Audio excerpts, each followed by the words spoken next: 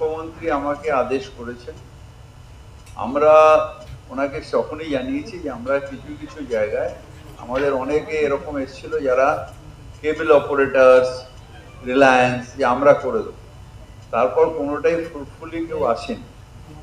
যাই হোক, আমরা আমাদের নিজেদের সীমিত ক্যাপাসিটিতে কিছু কিছু রাস্তা আমরা অলরেডি আন্ডারগ্রাউন্ড কেবলের জন্য ডাক বসানো শুরু করেছি।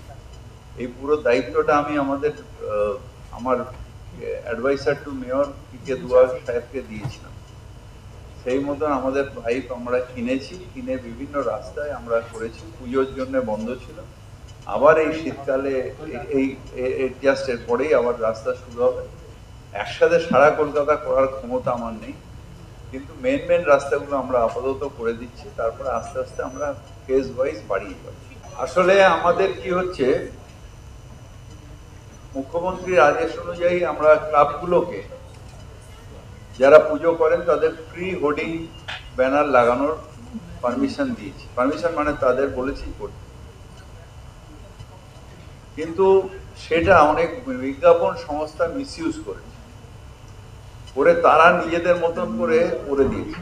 নেক্সট ইয়ার থেকে আমরা একটা করে দেবো, সেই ক্লাব তারা বলে দেবে আমাদের কোনখান থেকে কোন পর্যন্ত, টাকা নেব না, কিন্তু আমাদের ডিমার্কেশন করে দেবে একটা ক্লাব যে আমার হোর্ডিং ব্যানার কোন পর্যন্ত, আমি কোন দিন পাঁচ খুলে নেব। আর সেকেন্ড হচ্ছে, ক্লাবের যে কটা হোর্ডিং ব্যানার থাকবে তার তলায় ক্লাবের নাম করা স্টিকার থাকবে, তাহলে সেই ক্লাবও জানতে পারবে। এবং একটা জায়গায় হোর্ডিং ব্যানার দিয়েছে, এ ভাবছে যে ওই ক্লাবের, ও ভাবছে এই ক্লাবের, ক্লাবরাও জানে না যে হোর্ডিং ব্যানার। ওদের মাঝখানে অ্যাডভার্টাইজমেন্ট এজেন্সিরা তারা ফ্রিতে করে নিয়ে বেরিয়ে যাচ্ছে। তো সেইটার জন্য আমরা নেক্সট ইয়ার থেকে ঠিক করেছি যে ক্লাবদের তাদের স্টিকার মেরে দিতে হবে হোর্ডিং ব্যানারের তলায়, যে এই হোর্ডিং ব্যানারগুলো এই ক্লাবের, ওই ক্লাবের পাশের ক্লাবের এই হোর্ডিং ব্যানার। আমরা নিজেরাই এটা ঠিক করেছি। এটা নিয়ে আমাদের ফোরামের সাথেও কথা হয়েছে, এটা সবাই রাজি আছে যে আমরা প্রত্যেকেই স্টিকার মেরে দেবো যেটা আমাদের হোর্ডিংগুলো থাকে।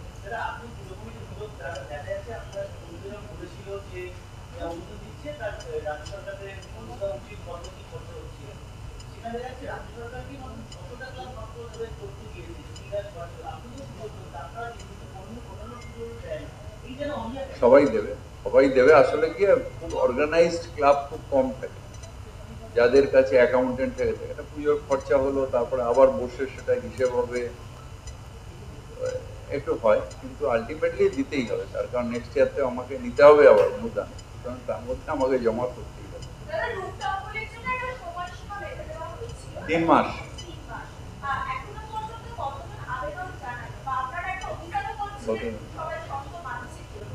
3 মাসের জন্য 30 জনের কাছে দেওয়া আছে। এবার আমরা তাদের বলবো, চিঠি দিয়ে বলবো যে বাদবাকি যেগুলো প্রসিডিওর, যেটা ওরা এফিডেভিট দিয়েছিল সেটা কমপ্লাই করতে, তারপর দমকল এবং আমরা যৌথভাবে গিয়ে যাতে এটা কমপ্লায়েন্স হয়ে থাকে। এবং আমরা যেটা বলেছিলাম যে যেখানে রেস্কিউ করার জায়গায় ফিরতে পারবে না, ছাদের একটা অংশ খালি রাখতে হবে, যেটা রাস্তার দিকে, যেখান দিয়ে ওই লিফটটা কি বলে ওটাকে, হাইড্রোলিক ল্যাডারটা উঠতে পারে, তারপরে যে কেউ যাতে ছাদ পর্যন্ত পৌঁছতে পারে সেই জন্য ওখানে কোনো ব্যারিয়ার, মানে যেটা আমরা স্টিফেন কোর্টে হয়েছিল, যে কোলাপসাল গেটটা আটকানো ছিল বলে ওখানে কোলাপসাল গেটের সামনেই প্রায় 20-25টা লোক মারা গেছিল। তখন আমি অপোজিশন এমএলএ, আমি গেছিলাম, মুখ্যমন্ত্রীও গেছিলেন, তখন উনিও নেত্রী ছিলেন, এমপি ছিলেন। তো ওইগুলো থেকে এক্সপিরিয়েন্স নিয়ে আমরা এগুলো করেছি। এগুলো আমাদের একবার করে ইন্সপেকশন করতে হবে, ওরা কমপ্লাই করেছে কিনা। কমপ্লাই করলে আমরা ওই রেগুলারলি যাতে চালাতে পারে সে ব্যবস্থা। আমরা যেটা করছি এখন, যখন হেভি রেন হয় তখন ডেঙ্গু হয় না, কারণ ডেঙ্গুর মশা ধুয়ে চলে যায়। যখন এই বিক্ষিপ্ত বৃষ্টি হয় তখন ছাদে কার বাড়িতে টব রয়েছে, কার বাড়িতে ফুলের গাছ আছে, কার ভাঙা বালতি আছে, কার পেছনে, বাড়ির পেছনে মধ্যে ভাঙা পাত্র রয়েছে, কোন কাকটা এসে ভাঁড় নিয়ে ফেলে দিয়ে গেছে, কে দই খেয়ে ফেলে দিয়ে, কে ওই ডাব খেয়ে ডাবের খোল ফেলে দিয়েছে। এইগুলো ওই খালি জমিগুলো যে চেঁচাচেঁচি করছিলাম না, এই কারণে।